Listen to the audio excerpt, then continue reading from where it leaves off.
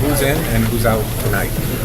Well, it's the same guys that were available versus Cleveland on Saturday. So we'll start Pressey, Bradley, Green, Bass, and Olenek. Why is Rondo out? He pulled his hamstring or strained his hamstring late third quarter of the Philly game. Came out, stretched on the sideline, felt good enough, played the rest of the game, did not feel good yesterday or this morning. So, obviously with a hamstring, that is something that you don't mess with at any time. And certainly, I think he wanted, from what I heard, he wanted to play, and this morning he just didn't feel good. So Humphreys, Bayless, and Sellinger are also Humphreys, out. Bayless, and Sellinger are also out. Yeah, and that's not changed, obviously, since Saturday. Brad, how would you assess your performance and your growth this year as a coach? I thought I did incomplete. I think as a coach, you're gonna continue to grow throughout the summer and every summer, and whether you had a good year, bad year or not, you hopefully learn a lot, get better at it. I said this last week. I've got a laundry list of things that I have to do better, and I'll be my harshest critic, and I'll try to do those things better. What did you learn about yourself this year? The one thing that I probably learned about myself is that it's been very difficult to not be very good, right? I mean, it's hard not being a team that's contending for a playoff spot or contending for bigger things than that.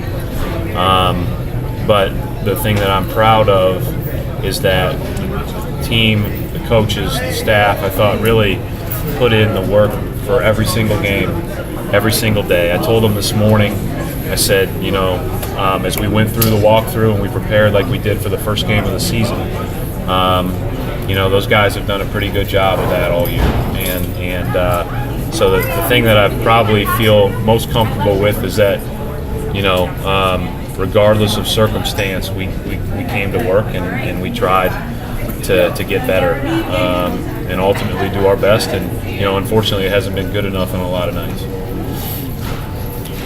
Back-to-back career highs for Kyle Olenek in the last couple of games. Can you just talk about the strides he's made the second half of the season with that team most? Well, first of all, you have a better chance of getting your career high if you never come off the court. So that happened in Cleveland, and then he had a lot of good moments again in Philly. He's a guy that has a chance to be a really good player. I think that there's, like any young guy, he's not as consistent as he wants to be yet, but defensively he finds himself in the right spot more often than not. Now it's about doing something when you're in that spot and stopping the opponent more often than not. Offensively, he's a guy you can play through, and so a lot of times what we've found is that we really run smoother offensively, or at least very smooth with him in the game. And with the way that the ball has been popping around the last few games, at least, playing through him at the forward has been a good thing for us. You guys have had your struggles this year, but how much has it helped to have a full gym night in and night out, and this fan support here? This can't be the case anywhere else. I mean, I've said this all year.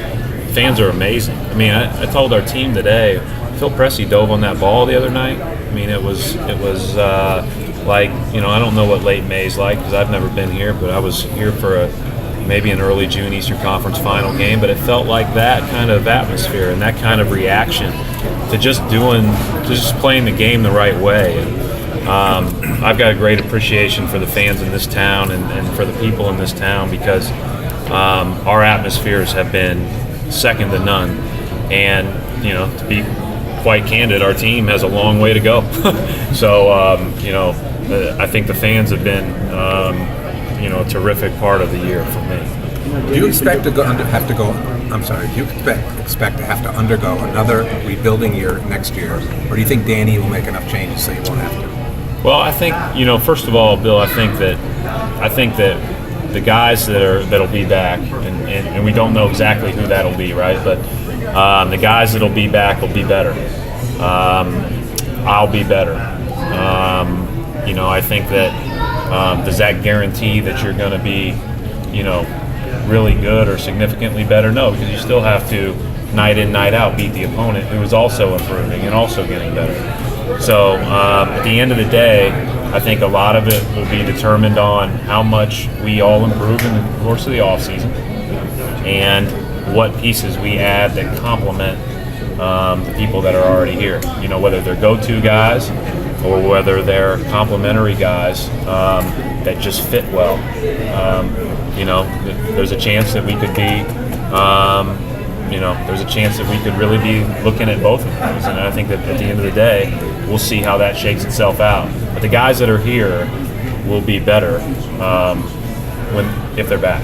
And I really feel strongly about that. And one of the reasons I feel strongly about that is because the locker room's never really severed. It's never really gotten away from anybody. And the guys have been pretty good about being accountable to one another and playing together for the most part. We've had it. Said it the other day. We've had our clunkers. Don't get me wrong. We've had some bad days, but I think we've had some days we can build on too. This team was pretty much all set by the time you were hired last year. How much are you looking forward to, and how much input do you think you'll have in kind of meeting with Danny and starting to talk about the draft, and when do you think that process is going to start? Well, probably not going to start next week, or at least for a few days. I think I'm looking forward to taking a deep breath and reevaluating this year first, and reevaluating, and sitting down with all of our players and talking about what's, the best way that they can improve moving forward. We've started to do that in a number of cases throughout the year, but certainly in the last week or last day. And I think that I'll be involved as much as they want me to be involved, because I'll be around. I'm not going anywhere. This is I am looking forward to learning about how that process works and all those things. But I haven't spent two minutes thinking about it throughout this season, and after tonight maybe I will a little bit more. Brad, people can prepare you and say the NBA culture is different than the college culture, but when you live it, how foreign was it, and how much will it help you next year that it won't be so? I was told, Jackie, that you have a chance to be a good coach, but you're going to be a lot better in year two. And that was not by somebody with the Celtics. That was by another person after I got hired within the NBA. And it's not as much the culture. I think the culture is who you are in the locker room, and so that the culture is team to team, person to person, and all of those things. And I think we've got good people in that locker room. The biggest thing is how quickly you have to get everything in, and how flexible you have to be day to day, because you don't get a lot of practice time. And we've just been flip-flopping back and forth with who's available, who's not, for the better part of the last couple of months. And that's been different. That's been different, and that's a challenge. But hopefully we can have a season where we have a little bit more continuity. But it is. I think I'll be better next year just from having been through it. And I do think there are a lot of differences, mostly small, and accentuated by the fact that you're doing it for 82 games. Looking ahead to the summer, Brad, do you anticipate coaching the summer league team? I won't coach the summer league team. I'll be there. I'll probably be active in practice, but I won't coach on the sidelines in Orlando. One of my assistants will. I don't figure that out when the time comes, and we'll go from there. How much attention will you pay to the NBA playoffs this year? A lot. Hey, I'm just like you, and I don't know what you all like to watch on TV. I just said today I haven't watched a sitcom, a reality show, or one of those singing shows all year. So I watch the Red Sox, which I'm kind of excited about. That I asked my wife last night, are we gonna wait until each of these games are over for 162 games? So that's been fun. But I'm a sports fan. I'm gonna watch the playoffs because that's what I've always done, and that's what I like to do. I watch it with more of a evaluation eye than I have in the past. You taped all those singing shows. You can watch them now, right? Yeah. If I did, I don't know where they are. I do owe my 4-year-old daughter 2 hours to watch Frozen with her for the 18,000th time. So when you're watching the playoff games, do you kind of put down the notepad at all ever and just take it? Yeah, I'll put down the notepads, and we'll have those games all tape. We'll have access to all those games. We'll be able to pull those back up, break those down. There will be things that I'll be very interested to see. I'll probably be watching it more from the adjustments game to game than I have in the past.